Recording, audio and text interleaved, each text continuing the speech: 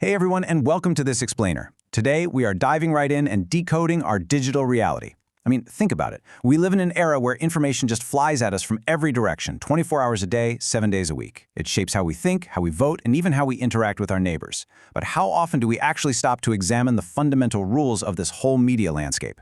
Today, we're going to break down the profound influence of modern media. We'll look at its incredible power to build up our society, and, well, if we aren't careful, its potential to completely tear it down. Right on screen here, you're seeing our source material for today. It's a standard textbook comprehension test. You know, the kind of page you probably doodled over in school, complete with vocabulary words and pretty dry questions. But we aren't just going to sit here and read it like a textbook. Instead, we're going to extract the foundational rules of media survival hidden right inside these very questions. By decoding these seemingly basic academic prompts, we're going to uncover a highly relevant, deeply important blueprint for navigating today's complex information age. So, here's our agenda for today. 1. The power of media. 2. The threat of misuse. 3. Navigating the digital world. 4. Promoting peace and harmony. And 5. The language of media. All right, let's jump right into Section 1, the power of media, capabilities at play. Okay, let's dive into this. The source text gives us a great foundational definition. It says media is a powerful source of information, communication, and education. But notice the puzzle pieces here. Media's true civic duty is actually bringing people closer to their leaders and political developments. It literally pieces together nation building. But, and this is a massive caveat, that only works if it's handled honestly. Honesty is absolutely crucial here. It's the linchpin that holds the whole democratic process together. Now, when we break this down to specific platforms, the text zeroes in on television. And you might be wondering, in the age of smartphones, why TV? Well, the text reminds us exactly why television remains such a vital, undeniably useful source of information. It's that combination of audio and visual broadcasts that makes it so impactful. It gives a massive audience instant access to global news, educational programming, and live events as they happen. There's just something about that shared, simultaneous experience of seeing and hearing history unfold that gives television its enduring power. Moving on to Section 2, the threat of misuse, media's dark side. And this brilliantly illustrates the conflict right at the heart of our society. First, we have the misuse of media. This is the spread of fake news, biased narratives, and unethical content. It totally fractures that honest nation building we just discussed. But listen, we aren't defenseless here. To combat this, the text outlines a clear three-pronged approach. We have to enforce strict ethical codes, promote media literacy, and ultimately exercise personal responsibility. Which brings us to Section 3, navigating the digital world. Daily digital habits. So let's talk about the internet. The text champions the internet as an incredible tool for students, specifically for academic research and skill building. But let's be real with ourselves for a second. Think about your own screen time today. How much of it was actually spent on skill building, and how much was lost to doom scrolling or just digital noise? The internet is an amazing tool, but like any tool, it can definitely be destructive if it's used recklessly. So how do we survive it? How do students take the benefits and avoid the bad effects? The source material provides 3 highly practical, direct steps. Step 1, set time limits. I know it sounds simple, but boundary setting is literally your first line of defense against digital fatigue. Step 2, filter inappropriate content. You have to actively curate your digital environment. And Step 3, focus on constructive digital resources. It's really all about intentionality. When you sit down at a keyboard, you are taking personal responsibility for where your attention goes. Next up is Section 4, promoting peace and harmony, promoting tolerance. Now, earlier we talked about media's role in nation building, but the text takes this a step further, highlighting media's ultimate positive potential, which is its power to foster religious harmony. Media can actually act as a massive structural bridge between different faiths and cultures.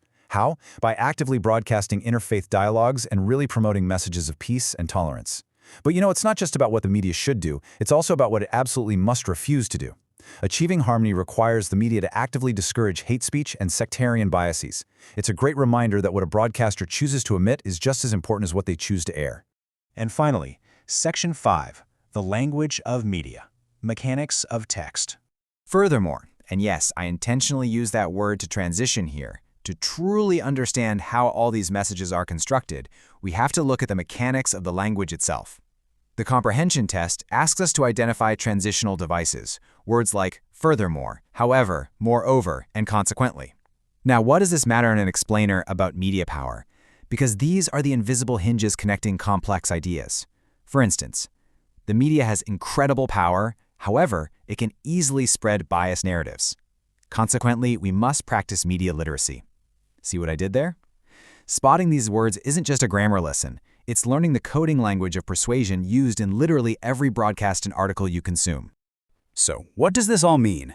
We've taken a dry comprehension test and decoded the actual rules of our digital reality.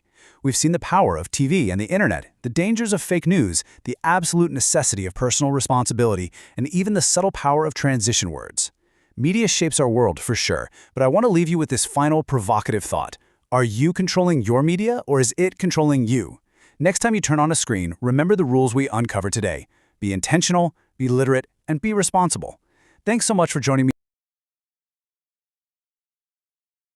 Comprehension. A. Answer the following questions. What is media? Explain with references from text. Answer. Media is a powerful source of information, communication, and education that brings people closer to their leaders and political developments, while also playing a role in nation building if handled honestly. Page 126, Para 2. What is meant by misuse of media? How can it be stopped? Answer.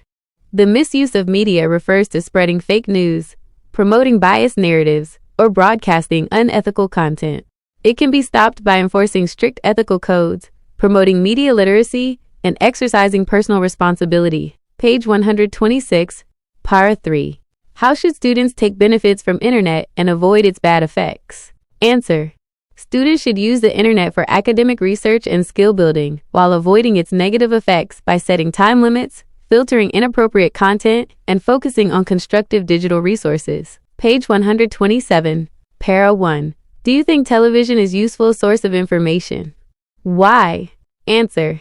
Yes, television is a useful source of information because it provides audio-visual broadcasts of global news, educational programs, and live events instantly to a wide audience. Page 126, Para 4. How can media bring about religious harmony? Answer. Media can bring about religious harmony by broadcasting interfaith dialogues, promoting messages of peace and tolerance, and discouraging hate speech or sectarian biases. Page 127, Para 2. Find out transitional devices in the text. Answer.